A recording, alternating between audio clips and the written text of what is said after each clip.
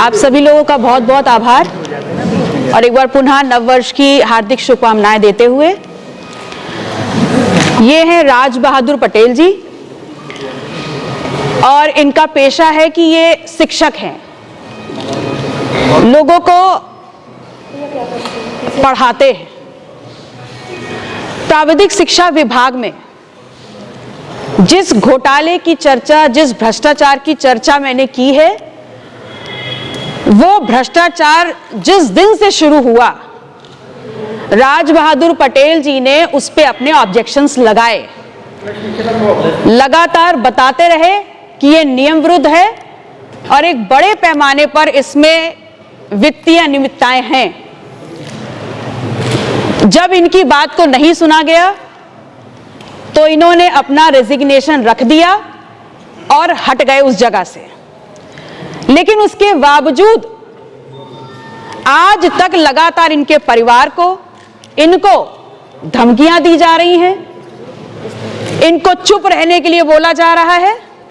और हद तो तब हो गई जब अभी 1 जनवरी 2025 को सेम डे इनको कारण बताओ नोटिस दी जाती है और विद इमीडिएट इफेक्ट इनका ट्रांसफर कर दिया जाता है। इनके पास मौके थे कि अगर ये चाहते तो ये उस भ्रष्टाचार, उस लूट, चोरी, उस घसोट में उसका हिस्सा चुपचाप बन सकते थे और तमाम जो प्रताड़ना इन्होंने इस दौरान झेली है, इनका और इनका परिवार उससे बच सकता था। लेकिन ये है सच्चाई और ईमानदारी के प्रतीक। ये है सरदार पटेल के असली वंशज राज बहादुर पटेल जी, जिन्होंने तमाम चीजें सह ली, ट्रांसफर ऑर्डर झेले, क्वेश्चंस झेले, शो कॉज नोटिस झेली, रेजिग्नेशन झेला, प्रताड़ना झेली, लेकिन उसके बावजूद आज भी खड़े हैं सच्चाई के लिए, ईमानदारी के लिए। और मैं आप लोगों के माध्यम से भारतीय जनता पार्टी की सरकार को चुनौती देती हूं कि अगर सरदार पटेल के वंशज के और मेरे समाज के किसी भी व्यक्ति को, किसी भी पिछड़े को अगर प्रताड़ित किया गया तो ये किसान, कमेरा, कुर्मी समाज, पटेल समाज सड़कों पर उतरेगा और उन्हें बहुत बड़ी कीमत चुकानी पड़ेगी इस बात की। और मैं आह्वान करना चाहूंगी उस स्वाभिमान, सरदार पटेल के स्वाभिमान को रखने वाले हर पटेल समाज के व्यक्ति का, हर सामाजिक संगठन का जो राज बहादुर पटेल जी के साथ है और अगर अब तक नहीं था तो इस तमाम बातों को सुनने के बाद उनके साथ खड़ा है। हम शांत नहीं बैठेंगे। मैडम, ये कहां पर थे, किस विभाग में, किस और डिटेल अगर आप दे दें। देखिए, प्राविधिक शिक्षा विभाग में आपने ओएसडी के पद पर कार्य किया है और ये घटनाक्रम, ये नियमाविरुद्ध कार्रवाई जब से शुरू हुई तब से आपने लगातार उस पर ऑब्जेक्शंस लगाए और सिर्फ मौखिक ऑब्जेक्शंस नहीं लगाए, लिखित रूप से ऑब्जेक्शंस लगाए। और जब इनकी बात नहीं मानी गई, उसमें सुधार नहीं हुआ, तो उस भ्रष्टाचार से अपने आप को अलग करते हुए इन्होंने रिजाइन किया। और अभी 1 जनवरी 2025 को इनको शो कॉज नोटिस देते हुए विद इमीडिएट इफेक्ट इनका स्थानांतरण रामपुर कर दिया गया है। यही तैनात है लखनऊ में जी, ओएसडी के डिपार्टमेंट। इन्होंने क्या मंत्री जी को कभी कोई चिट्ठी लिखी या आप भी बताएंगे अगर आप, मतलब क्या वहां पे भ्रष्टाचार हो रहा था और आपने कहां कैसे सवाल उठाए, आपने कैसे सवाल उठाए और किस तरीके से नियमों की अनदेखी की गई मंत्री के द्वारा? डीपीसी की जो कार्रवाई हो रही थी वो 14 फरवरी 2024 से हम मिर्जापुर में आए, इनके हमको विभाग से जो है कह दिया गया था कि आप विभाग को नहीं देखेंगे, आप जनता के कार्य देखिए, हमारे संबंधित जनता का कार्य देखिए। जब 14 मई को हमें पता चला कि ये नियम विरुद्ध डीपीसी हो रही है तो माननीय मंत्री जी को मैंने एक पत्र लिखा कि चुनाव चल रहे हैं और आचार संहिता लागू हुई है तो यह नियम विरुद्ध डीपीसी नहीं होनी चाहिए। आप इसको कम से कम चुनाव तक रोकिए। मंत्री जी ने कहा कि मैं चुनाव में व्यस्त हूँ और ये डीपीसी मैं नहीं कर रहा हूँ, प्रमुख सचिव आदरणीय श्री एम देवराज जी कर रहे हैं और उनको न मैं डीपीसी करने के लिए कहूँगा, न ही उनको ये नियम विरुद्ध हो रही है कि डीपीसी रोकूँगा। तो 22 मई 2024 को एक पत्र मैंने माननीय मंत्री जी को लिखा, उसकी कॉपी AICT अध्यक्ष नई दिल्ली को, प्रमुख सचिव माननीय राज्यपाल को, प्रमुख सचिव माननीय मुख्यमंत्री को, प्रमुख सचिव कार्मिक, प्रमुख सचिव वित्त, प्रमुख सचिव न्याय, प्रमुख सचिव प्रावधानिक शिक्षा को लिखा कि ये डीपीसी नियम विरुद्ध है, AICT एक्ट के विरुद्ध है, इसको रोका जाए। लेकिन हमारी बात नहीं मानी गई। तो मैंने मंत्री जी से कहा कि अब मैं आपके यहाँ कार्य नहीं कर सकता। 30 मई को मैं उनके साथ हटकर लखनऊ चला आया और 30 मई को ये डीपीसी हो गई।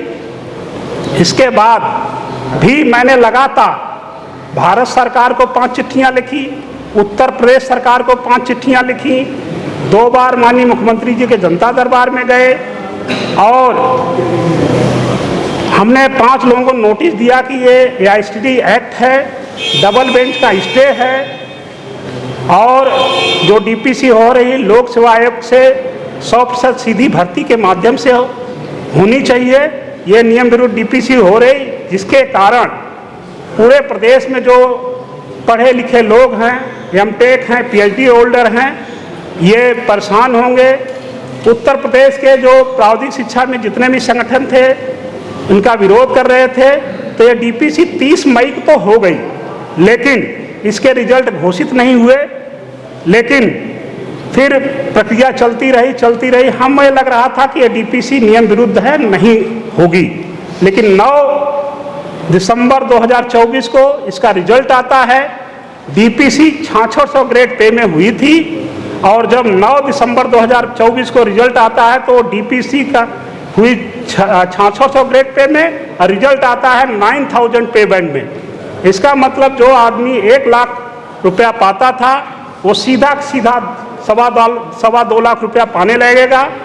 और जो AICT का नॉर्म है MTech प्लस 15 साल या PhD प्लस 12 साल, वो नॉर्म लोग पूरे नहीं कर रहे थे। इसमें निदेशालय के अधिकारियों ने, शासन के अधिकारियों ने नियमों को धता बताते हुए डीपीसी किया, जिसकी वजह से पूरे विभाग में पढ़े लिखों के बीच में फ्रस्ट्रेशन है। 2000 करीब MTech होल्डर और 1000 PhD होल्डर सब परेशान हैं। सबका कहना है कि इस विभाग में कोई नियम कानून नहीं है। आप ये जान लीजिए कि AICT एक्ट जो 1987 में पार्लियामेंट से पास हुआ था, उसका उद्देश्य था कि गरीब किसान मजदूर को अच्छी तकनीकी शिक्षा देने के लिए विभाग में हाईली क्वालिफाइड टीचर रुके, इसलिए उनके स्केल को, उनके क्वालिफिकेशन को बढ़ाया गया था। लेकिन तब आप ये भी जान लीजिए कि सुप्रीम कोर्ट के 3 जजों का फैसला है 24 मई 2022 का कि रूल चाहे पुराने हो, पद चाहे पुराने हो चाहे नए हों, अगर रूल में अमेंडमेंट हुआ है तो जो भी नियुक्तियां होंगी या जो भी डीपीसी होगी वो नए रूल से होगी। नए रूल में HOD का पद 100% लोक सेवा आयोग से सीधी भर्ती का है।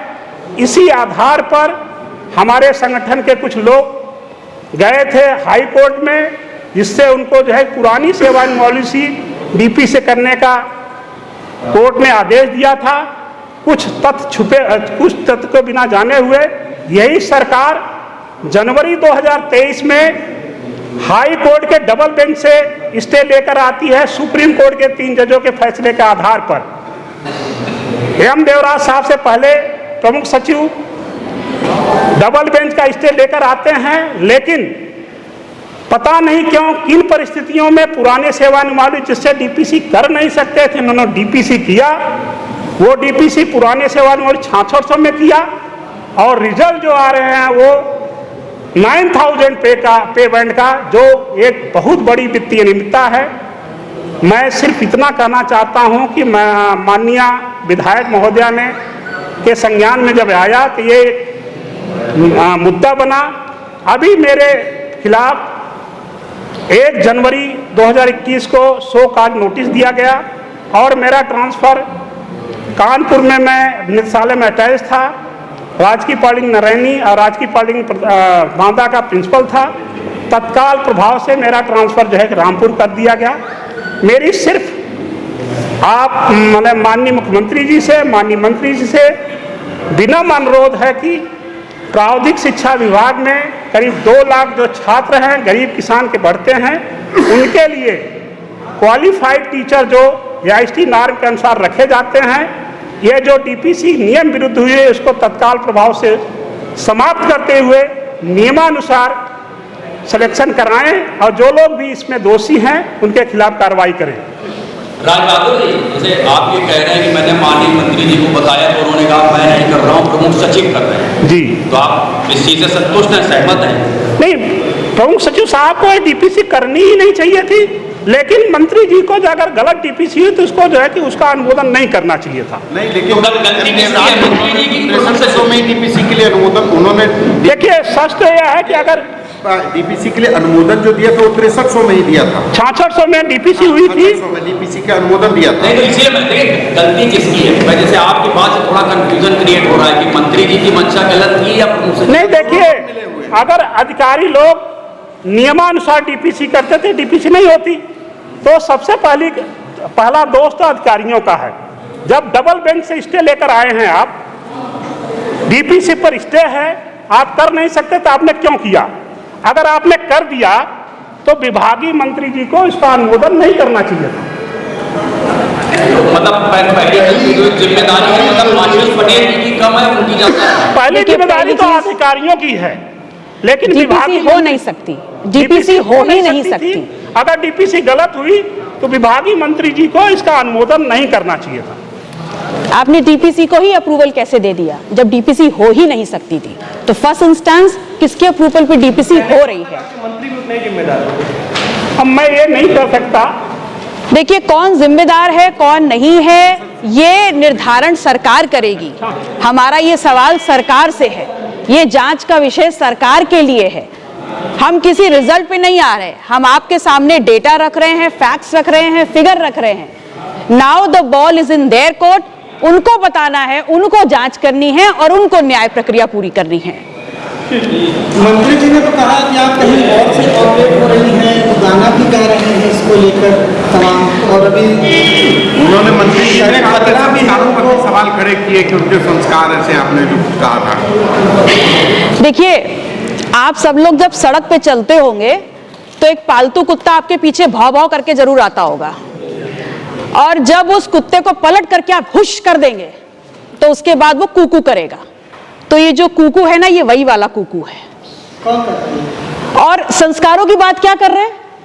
जब आप इस सदन में एक महिला निर्वाचित सदस्य के लिए आप आइटम जैसे शब्दों का प्रयोग कर रहे हैं, तब आपको संस्कारों की याद नहीं आ रही। मेरा सवाल है कि क्या आप अपने घर की महिलाओं के लिए, अपने घर में बहनों के लिए, माताओं के लिए इन्हीं शब्दों का प्रयोग करते हैं? उन्होंने कहा कि आपकी कॉल डिटेल अगर निकाल दी जाए तो पता चल जाएगा। देखिए मेरी कॉल डिटेल्स निकालें या ना निकालें, कॉन्फिडेंस के साथ उन्होंने कहा कि ऐसा कुछ है। नहीं कॉल, वही मैंने कहा कि वो निकाले या ना निकाले, मुझे कोई फर्क नहीं पड़ता इस बात से। लेकिन ये बात सत्य है कि उनके जो स्क्रिप्ट राइटर नोएडा में बैठे हैं और जो उनके लिए स्क्रिप्ट लिख रहे हैं, उनकी बुद्धि पर मुझे थोड़ी दया आती है कि स्क्रिप्ट राइटर ये भूल जा रहे हैं कि घोड़ों की दौड़ में वो खच्चरों को दौड़ा रहे हैं। वो कहे मुझे डर भी है, कोई को मार देगा, स्टेट से भी डर है और लोगों से भी डर है। वो किस बात का डर है? अरे सारे, कोई भी अपराधी हो, ही और शी में बी एनीबडी, कोई भी अपराधी हो उसके दिल में दिमाग में STF का डर होना चाहिए, बिल्कुल लाजमी है। कल मंत्री जी की मुख्यमंत्री से मुलाकात हुई है और वो तो कह रहे हैं कि बड़ी अच्छे से मुलाकात हुई, उन्होंने अपनी बात रखी, मुख्यमंत्री जी ने कार्रवाई का आश्वासन दिया। दिल्ली तक भी बात की। देखिए मैं इसमें बहुत ज्यादा तो नहीं कहूंगी, लेकिन मैंने कुछ दिन पहले आप लोग के मार्फत ही एक इंटरव्यू सुना था जिसमें वो स्वयं कह रहे थे कि अगर वहां जाएंगे तो जूता लात करेंगे, थप्पड़ अप्पड़ पड़ेंगे और बात खत्म हो जाएगी। तो अब बाकी क्या है वो आप उन्हीं से पूछ लीजिएगा उनके साथ क्या हुआ है। डॉक्टर साहब स्टे लगा हुआ था डीपीसी पे, जैसा आपने कहा, तो ये कंटेम्प्ट ऑफ कोर्ट भी हुआ है, तो आपका अगला कदम क्या होगा? देखिए, मैंने इतना स्पेसिफिक बताया, नोएडा से है स्क्रिप्ट राइटर, बाकी थोड़ी छानबीन आप लोग भी कर लीजिए। मैंने इतने डेटा फैक्ट्स फिगर्स आपको दिए हैं।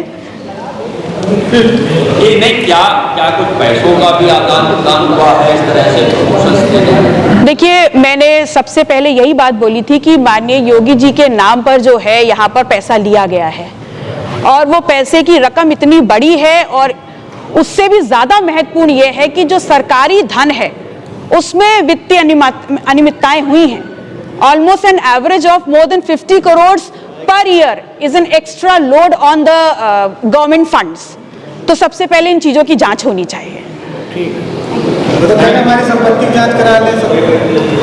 नहीं, संपत्ति की नहीं, गवर्नमेंट फंड से जो पैसा निकल रहा है इस फ्रॉडियल नियमाविरुद्ध प्रमोशन से, उसकी जांच करा लीजिए। आशीष पटेल जी, इसमें इस सरकार के अधिकारी का, एसटीएफ का तमाम नाम ले रहे हैं, वो लोग भी लगे हैं आपके साथ। देखिए, कौन लगा है कौन नहीं लगा, अभी तो फिलहाल मेरे साथ राज बहादुर पटेल जी बैठे हुए हैं, और मैं तो ये मानती हूँ साक्षात सरदार पटेल और उनके वंशज मेरे बगल में बैठे हैं, जो अपने आप में सच्चाई और ईमानदारी का आकाश के एक धूमकेतु हैं। और अगर ऐसे व्यक्ति झूठ बोल करके सरदार पटेल के पास भी जाएंगे तो सरदार पटेल भी वहां से उनको दुत्कार देंगे। तो कह रहे हैं हम वंशज हैं उनके, इसलिए हम सच के लिए लड़ रहे हैं। तो साक्षात बैठे तो हैं सरदार पटेल के वंशज आपके सामने, जिनके पास परिस्थितियां थी। अरे छोड़िए, क्या चोर उचक्कों की बात कर रहे हैं? जयचंदों का नाम लिया जाता है क्या ईमानदारों के बीच में? ठीक है।